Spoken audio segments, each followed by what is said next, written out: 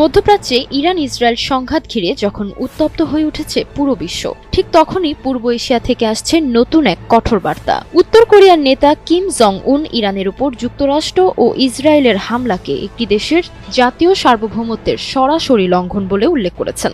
আর এবার এই বক্তব্যের পরপরই সামরিক শক্তি প্রদর্শনের মাধ্যমে নতুন বার্তা দিল পিয়ংইয়ং।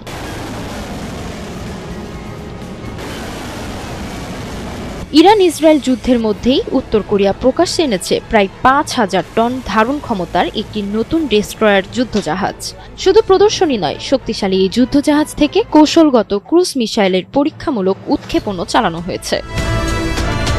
দেশটির পশ্চিম উপকূলে নামপো জাহাজঘাটে অনুষ্ঠিত এই পরীক্ষামূলক কার্যক্রম সরাসরি তদারকি করেন কিম জং উন নিজেই। উত্তর কোরিয়ার রাষ্ট্রীয় সংবাদ মাধ্যমের বরাত দিয়ে আল জাজিরা এবং রয়টার্স জানিয়েছেন, জাহাজটি আনুষ্ঠানিকভাবে নৌবাহিনীতে কমিশন করার আগেই এর যুদ্ধ সক্ষমতা যাচাই করতে এই পরীক্ষা চালানো হয়েছে। প্রতিবেদন অনুযায়ী নতুন এই ডেস্ট্রয়ার থেকে সি টু সারফেস মিসাইল উৎক্ষেপণ করা হয়েছে। কিম জং উন এই পরীক্ষাকে নতুন যুদ্ধজাহাজের সামরিক সক্ষমতার অন্যতম গুরুত্বপূর্ণ ধাপ হিসেবে উল্লেখ করেছেন। তিনি এই যুদ্ধজাহাজকে উত্তর কোরিয়ার সামুদ্রিক প্রতিরক্ষার নতুন প্রতীক বলেও অভিহিত করেন।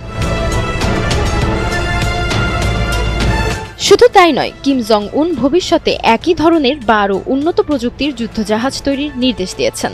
পাশাপাশি উত্তর কোরিয়ার নৌবাহিনীকে পারমাণবিক অস্ত্র বহনে সক্ষম বাহিনীতে রূপান্তরের পরিকল্পনার কথাও তুলে ধরেন তিনি।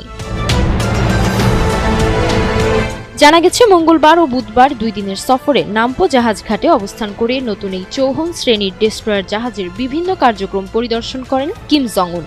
এই জাহাজটি উত্তর কোরিয়ার নির্মাণাধীন নতুন সিরিজের ৫,০০০ টন ধারণ ক্ষমতার চৌহন ক্লাস ডেস্ট্রয়ার। সব মিলিয়ে ইরান ইসরায়েল সংঘাতের উত্তেজনার মাঝেই উত্তর কোরিয়ার এই সামরিক প্রদর্শন নতুন করে আন্তর্জাতিক রাজনীতিতে উদ্বেগ তৈরি করেছে।